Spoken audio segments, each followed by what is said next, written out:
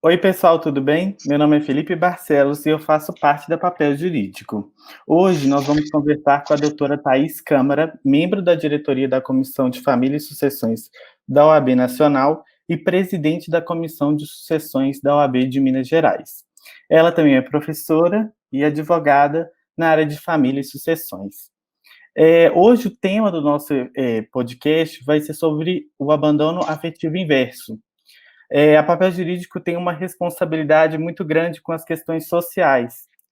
Dentro disso, a gente pôde notar que houve um aumento significativo da violência contra os idosos, inclusive tendo manifestação até do próprio governo brasileiro sobre a questão do aumento da violência em tempos da pandemia.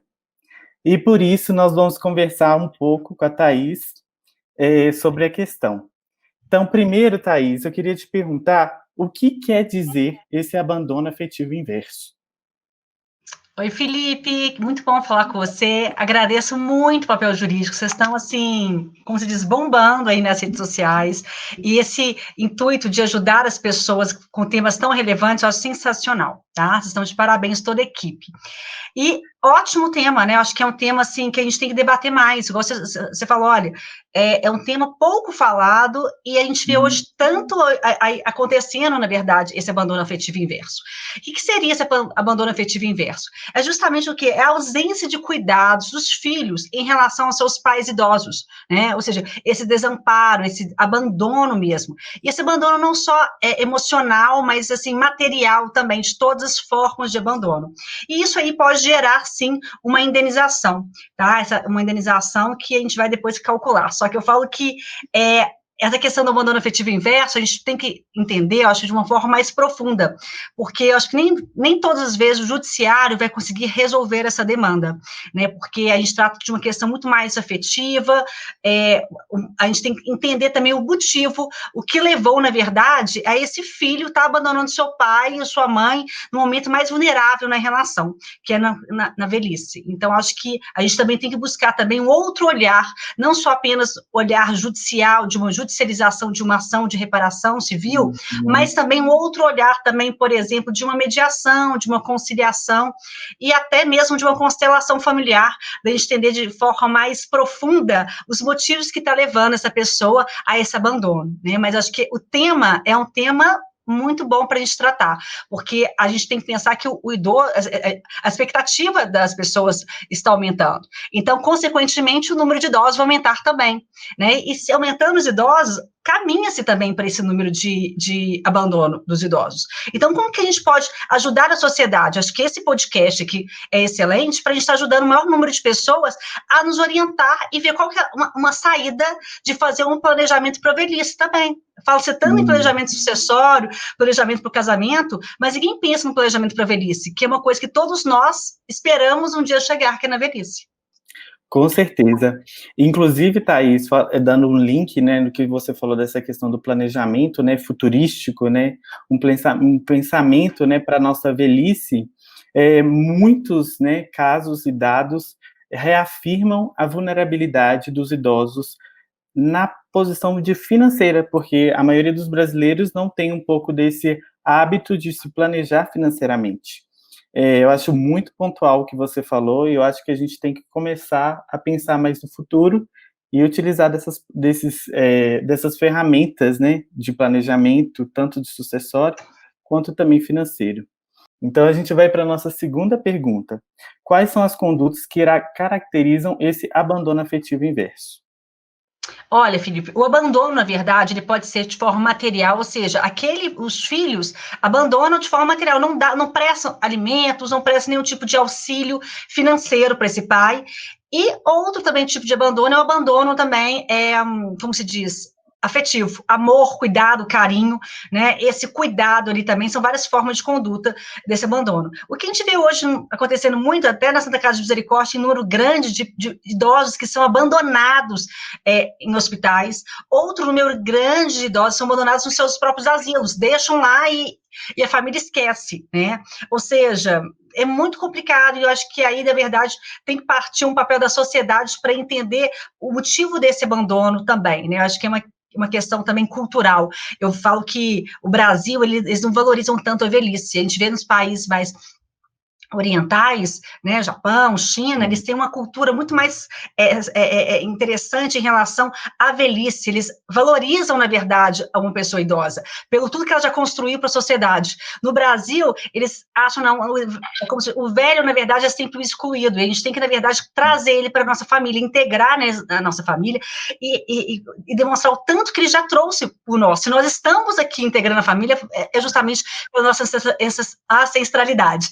E eu acho que é interessante a gente fazer esse pensamento que poucas pessoas fazem. Eu acho que a mudança da educação nossa, eu acho, da valorização do idoso, tem que começar desde a escola, no maternal, ensino médio, a gente tem que começar isso na educação mesmo. Acho que o brasileiro, ele com essa vida tão corrida nossa, é muito imediatista, valoriza o que é agora, né? O idoso, já que ele não serve mais para nada, entre aspas, vão dar uma excluída um pouquinho. A gente tem que pensar de forma diferente, a gente tem que pensar que todos integram a nossa família, e se nós somos hoje o que somos, é devido o quê? Aos nossos pais, aos nossos avós, a gente tem que integrar isso, acho que isso é muito importante. Com certeza, concordo em gênero, número e grau com você. E eu acho que é muito, um pouco difícil, né, porque as famílias, elas acabam achando que o idoso é como se fosse um peso para a família, né? Eles não veem como se eles fossem uma pessoa que foi importante na caminhada e que aquela pessoa tem um significado muito grande para a família. Dentro disso, você acha que, por exemplo, se os filhos eles prestassem alimentos, isso isentaria eles de uma possível reparação por abandono afetivo inverso? Não, isso não seriam duas ações bem diferenciadas. Até a ação de alimentos ela é muito mais célere, até pelo próprio Estatuto do Idoso, ele garante, na verdade, se eu tenho 5 filhos e eu quiser pedir pensão alimentícia para um filho de forma específica, eu posso estar pedindo para ele de forma específica, né? Eu não precisaria estar chamando todos pela regra do Código Civil. Então, o Estatuto do Idoso ele trouxe algumas vantagens em relação à pensão alimentícia. Mas, além disso, eu falo o seguinte, que você vê, na verdade, no judiciário, pouquíssimas ações nesse sentido. Por que você vê pouquíssimas ações nesse sentido? Porque o idoso, muitas vezes, não tem ninguém que chama por ele, que fala por ele, né? Tanto o idoso e tanto a criança são polos vulneráveis na relação, mas querendo ou não, a criança, eu falo que tem alguém representando aquela criança, seja a mãe, seja algum representante, para dar voz a ela no judiciário. O idoso, ninguém dá voz a ele. Quem que vai dar dando voz a ele é a família que realmente rejeita, é a família que está, às vezes, explorando financeiramente ele, é a família que está maltratando ele de todos os sentidos, emocionalmente ou materialmente, né? Então, assim, ele não tem essa voz ativa no judiciário. Então, a gente, como sociedade em si, temos que dar voz a ele. E é justamente nesse podcast que a gente tem que alertar, olha, se você está vendo algum idoso, nesse caso, passando por uma situação vulnerável, sendo, na verdade, eu falo que a família, nesse caso, sendo abusada pela própria família, materialmente, ou até, na verdade, de forma agressiva mesmo em relação aos maus tratos e tudo, e não maus tratos em relação somente a bater, em relação, na verdade, de cuidar, né, o cuidado em si, ele não fala por si, esse cuidado é muito importante, nós temos também que falar, né, eu acho que, eu fico brincando, se a gente cuidar da nossa família, a gente está fazendo um grande papel para o nosso planeta, a gente tem que olhar para a gente, né, para cuidar da nossa família em si, né, e a gente vai fazer um papel importante. Então, eu falo assim, que esses alimentos hoje, que a gente os alimentos que é importantíssimo, mas eu falo que muito mais importante que os alimentos é a conscientização da família, né? Eu acho que a conscientização da família e ver, na verdade, que às vezes um processo judicial, ele não resolve o problema em si, né? Você vê que tem muitas demandas, só chega, na verdade, ao judiciário o resto do amor ali, literalmente. Então, por que a gente não poderia pegar, na verdade, aquele processo e transformar ele numa solução? E esse processo de se transformar numa solução, a gente tem várias formas de chamar esses familiares. Olha, o que está acontecendo nessa situação? Às vezes aquele filho, realmente, ele foi abandonado na infância, e às vezes ele faria isso como uma troca. Não, pai, você me abandonou, por que agora eu vou ter que te amparar? Mas escutar, na verdade, essa fala, escuta, é muito importante. Mas nada impede eu, na verdade, acionar judicialmente caso eu queira, né, eu aciono judicialmente esse filho meu que está me abandonando, seja materialmente ou seja emocionalmente, e eu posso também ajuizar uma ação de alimentos. Mas eu vou te falar uma coisa, Felipe, o que eu acho que poderia acontecer é que a gente não tem uma legislação específica para isso. A gente não tem uma legislação específica sobre o abandono afetivo inverso. A gente tem, na verdade, uma analogia, utilizando já o que trata sobre o abandono afetivo, né, no direito de família relativa à criança, que a gente utiliza na jurisprudência e na doutrina, falando do abandono afetivo inverso. Mas eu falo que a gente deve mudar a legislação. No caso de deserdação e indignidade, serem também hipóteses para a deserdação e indignidade a falta de carinho e cuidados no caso do idoso. E isso não está previsto, na verdade, no nosso Código Civil, né? Ou seja, uma das hipóteses da indignidade e deserdação. Por que o pai não pode deserdar um filho? Simplesmente porque, na verdade, meu filho não me dá uma assistência emocional, e nem afetiva, e muito menos material. Eu tenho esse direito, sim, de estar o quê? Eu entendo, deserdando ele na legítima, por que não? Né? Então, assim, a gente tem que mudar algumas questões, a gente tem que movimentar um pouco isso, né? Eu acho que eu entendo que nós temos uma legislação que é rígida em relação a isso, mas a gente tem que flexibilizar a deserdação e indignidade nesse quesito, porque a vontade dele, imagina ele deixar, ele tem 4 filhos, ele tem 3 filhos que dá total assistência para ele, mas um que não quer nem saber dele. Por que ele vai ter que deixar uma herança para um filho que abandona ele completamente, né? Então, a gente tem que refletir algumas situações. Então, a deserdação e indignidade, eu acho que poderia ter, sim, causas para, no caso de abandono na velhice, tá? Abandono afetivo na velhice. E como você já falou, né, eu acho que é importante falar um pouco sobre a questão da China. Lá na China já vigora uma lei que obriga os filhos a visitarem os pais idosos, inclusive prevendo multa e até prisão em caso de descumprimento.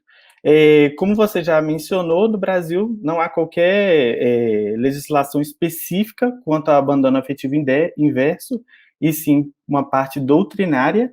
Mas você entende que há alguns fundamentos normativos que a gente pode reconhecer para verificar o abandono afetivo inverso? Olha, eu acho assim que nós não temos uma legislação específica para tratar sobre isso mesmo, não tem nada que trata sobre esse abandono afetivo inverso. A gente vai, na verdade, ir na responsabilidade civil, dano, nexo causalidade, a gente vai analisar os requisitos da responsabilidade civil para ser aplicado ao abandono afetivo inverso. Mas aí você fala assim, Thaís, mas se tivesse uma lei igual na China obrigando, resolveria a situação? Poderia até resolver, mas eu falo que existem outros métodos aqui no Brasil para a gente resolver isso, né? Eu acho que a gente tem o Sejusc. O Sejusc é uma ótima forma de a gente estar resolvendo isso, né? Nós temos assim, mediação, conciliação, constelação familiar, mas a grande questão, que eu acho que é o ponto central, é a fala. Esse idoso tem que chegar até o Sejusc. Esse idoso tem que chegar, esse que eu acho que é o maior problema que nós temos, é essa pessoa idosa que às vezes está com uma depressão profunda, até por própria situação familiar já causada, ou já está com uma demência, como é que ele vai chegar para reclamar, na verdade, né? Esse que é o grande ponto, por isso que a gente hoje pode denunciar uma situação dessa. Eu acho que vale a pena, na verdade, a gente ligar até, eu acho que é 180, 181, acho que é 181, desculpa, 181, que a gente pode fazer uma denúncia para a gente estar chamando, clamando, na verdade, para que esse idoso ele tenha esse amparo. Falta políticas públicas, eu acho, que no Brasil, em relação ao idoso. A gente vê muitas políticas em relação à criança, eles focam muito a questão da criança, porque a criança tem uma vida toda pela frente, mas a gente tem que também focar no idoso, né? Eu lembro uma vez que eu estava lendo um texto, aí falou assim, que no caso de naufrágio de um navio, eles sempre salvam as crianças e as mulheres em detrimento dos homens e dos idosos. Aí eu falei, gente, a gente não está no navio, a gente está numa vida, a gente não pode, na verdade, fazer esse tipo de escolha, né? Então, é como, né, essas questões passam pela gente ali, a gente tem que fazer uma reflexão, e a gente tem que ser grato também para os idosos. A forma como que o brasileiro trata o idoso não é uma forma que deveria ser tratada, a gente deveria se inspirar na China mesmo, na China, olha só, na China existe uma punição em relação a isso. Só que eu na verdade, eu entendo que a gente poderia resolver esses problemas de outra forma, né? Eu acho que um processo, ele só tumultua mais, às vezes, um processo litigioso, ele vai tumultuar muito mais a vida. Às vezes é necessário, né? Às vezes é até necessário em relação a isso. Mas imagina o quanto de filhos que vai pegar aquele pai, sem querer pegar aquele pai idoso, só para não ter que pagar também uma multa. A gente vai ver isso também, muitas vezes pode até vir maltratar ele. Então, a gente tem que analisar pontualmente, são situações que a gente precisa estudar mais, aprofundar mais, porque nós estamos caminhando para um país idoso. né, de Uhum. idosos, de bastante idosos. A nossa população está crescendo muito em relação aos idosos. Inclusive, segundo dados, né, da OMS, até 2025 o Brasil vai ser o sexto país do mundo com maior popularidade, maior número da população idosa, né? Então, a gente pode observar que a crescente está aí e a questão da natalidade está diminuindo, não é igual antes, como na minha avó, que tinha quase 5 filhos. 10 filhos, e aí vai aumentando, exatamente. Felipe, você falou Exatamente. tudo. E o Brasil não está preparado, tá? A gente vê, eu faço estudos, eu estudo muito em relação a, nos Estados Unidos, por exemplo, tem condomínios só para idosos, existem uma estrutura muito mais ligada a essa classe, e no Brasil ainda eles estão caminhando de forma muito paulatina, vai começar, e eles não estão preparados para essa demanda, né? E é um público crescente, é um público que vai ser exigente também. E eu falo para você se planejar para a velhice, é planejar financeiramente em relação a isso. Eu falo muito para os clientes, às vezes eles ficam planejando a questão sucessória, eu falo, gente, vocês estão planejando a questão sucessória, ok, mas vocês têm que ter uma qualidade de vida enquanto vocês estão vivos. Enquanto vocês estão vivos, vocês têm que ter uma qualidade de vida, né? Agora, você na velhice, por exemplo, e não tiver com uma consciência, faz então um termo de autocuratela, né? Porque a gente é de capacidade. Mas se você, na verdade, tiver idoso com a velhice incapacitante, faça um termo de autocuratela para determinar uma pessoa que você tenha confiança para administrar as suas questões pessoais e patrimoniais também, para que no momento da sua velhice seja mais leve possível. Então, tem várias formas hoje de eu poder estar administrando isso. É só exercer minha autonomia. E eu acho que enquanto o idoso tem a sua autonomia, ele tem que manifestar, ele tem que exercer. Mas acho que a gente tem que mudar muitas coisas, sabe, Felipe? Acho que a gente precisa mudar muitas coisas, desde a questão de políticas públicas, mostrar à população mesmo que a gente precisa proteger os idosos em relação à questão, a questão alimentar. Acho que não só a questão alimentar, também em relação aos alimentos, que nós temos uma legislação, mas principalmente o que eu falo, assim, é conscientizar a família, porque se existe um universo, né, é porque o quê? Aquele filho abandonou o pai, mas qual o motivo que foi? Vamos tentar entender esse contexto, vamos ver se vou entender um contexto familiar, né? Porque o Estado, ele não vai conseguir resolver todos os problemas, ele passa isso para a população também para estar resolvendo. E a gente, eu acho que, o idoso, ele não quer mais, na altura da vida dele, né? Ele não quer mais dinheiro, né? Ele quer o quê? Uma consideração, um respeito, um cuidado, que acho que é isso que ele deseja. Mas eu falo que a vida também, ela é um fluxo, né? A gente tem que ir caminhando, a gente tem que fazer o bem para colher sempre o bem. E o que a gente espera, o que eu espero na minha vida é que minha filha cuide de mim também. Só que eu falo o seguinte, minha filha, só que eu falo assim, eu espero que ela cuide, mas eu já me organizo hoje para que se ela falar assim, Thaís, mãe, eu vou morar na Inglaterra, assim, filha, vai com Deus, só que eu me deixa nessa clínica aqui, ó, essa clínica aqui de idosos é ótimo, porque eu tenho academia, eu tenho ginástica, eu tenho salão de beleza, eu tenho tudo direitinho aqui, vai viver sua vida lá na Inglaterra, no lugar que você quiser, porque querendo ou não, a gente não pode ter filho para tomar conta da gente, o filho segue a vida, então a gente tem que pensar também que a gente nasce só e morre só, né, e aí a gente tem como que a gente vai administrar essas situações. Eu fico brincando, eu quero que minha filha tome conta de mim, mas eu sei que, às vezes, isso foge muito do nosso alcance. Tem pessoas que têm 10 filhos, nenhum deles cuida dele na velhice. Então, ter filhos não significa que você vai ser amparado. O que você tem que se programar é que você tem o que? Eu vou me programar financeiramente para que eu tenha uma velhice numa casa de repouso, numa casa de idosos, que eu desejei, eu trabalhei para isso, eu quero ter minha velhice ali. Então, vamos programar também para a gente ter uma velhice. Infelizmente, amor a gente não se compra, a gente se conquista. E a gente, né? Então, na verdade, eu também não posso exigir que minha filha me ame na minha velhice, né? Que ela cuide de mim na minha velhice. Né? Então, eu tenho que ter amor por mim mesma e ter essa vida, acho que a nossa vida, o nosso nascer e o nosso morrer, ele é muito só, né, eu acho que a gente tem que entender esse caminho ali da vida, né, eu acho que, mas parte também dessa questão da velhice, Felipe, é a gente entender também que nós brasileiros também somos muito individualistas, tá, em relação à nossa família, com a pressa que a gente tem tanto de fazer as coisas rápido, isso, a gente esquece de tomar conta dos nossos próprios familiares. Se a gente tomar conta da nossa família, que já é pequena, a gente já vai estar fazendo um grande caminho para o nosso planeta, né? Porque se a gente pessoa tomar conta, olhar para a sua família com um olhar mais afetivo, mais cuidadoso e afetuoso, você já vai estar olhando. Ótimo, se você vai num asilo e cuida e vai fazer uma visita, excelente, né? É muito bom, que bom que você faça isso. Mas olhe para dentro da sua família, né? Primeiramente, esse que é o recado que eu dou aí para vocês. Perfeito, Thaís. Inclusive, eu acho que um elemento crucial que você falou aí, que eu observei na sua fala, foi a falta de planejamento, às vezes, financeiro, que pode acarretar essa questão desse abandono, né? Porque se a gente não planeja, como que a gente vai ver que a gente vai estar dependente do outro no futuro? E volta no retorno que eu te falei, que no Brasil a gente não planeja o futuro.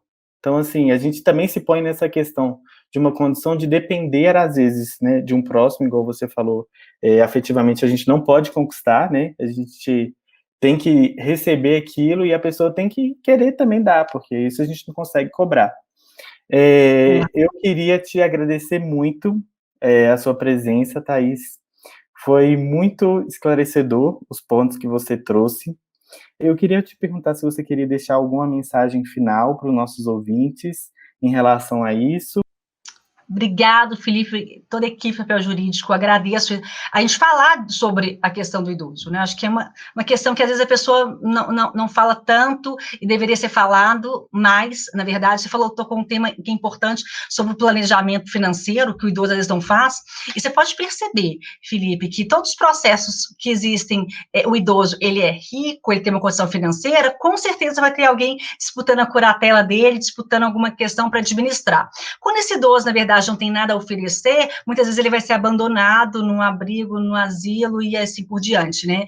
Então, a gente tem que pensar num olhar mais humano, mais cuidadoso, né? Mais próximo mesmo, que um dia todos nós seremos idosos, se Deus quiser, todos nós seremos. Então, acho que a vida também é um fluxo, a gente tem que fazer o bem para que o bem venha. Eu acho que a gente Uhum. é um fluxo também, né? Então, faça o bem, que as coisas vão chegar também para você, né? Acho que a questão do idoso, hoje, eu vejo várias histórias de pessoas que foram realmente abandonadas, mas também que abandonaram também seus filhos. Então, a gente tem que fazer uma Uhum. reflexão e um caminho desde agora, né? Mas isso também não seja o certo, absoluto, não estou falando, Uhum. pelo contrário, né? A gente está aqui justamente defendendo uma reparação civil em relação a isso. Uhum. Mas eu falo para que o processo judicial não seja um meio de resolver um problema. A gente Sim. tem outras formas de a gente estar resolvendo esse problema, né? Eu acho que o caminho, na verdade, é o diálogo, a compreensão, e a gente resolver, entender que do problema que vai para o judiciário, muitas vezes a nossa resposta está dentro da gente mesmo, tá? É Com isso. certeza. Felipe, adorei falar com vocês, muito obrigada, foi ótimo, tá? Obrigado a você, Thaís. Até mais.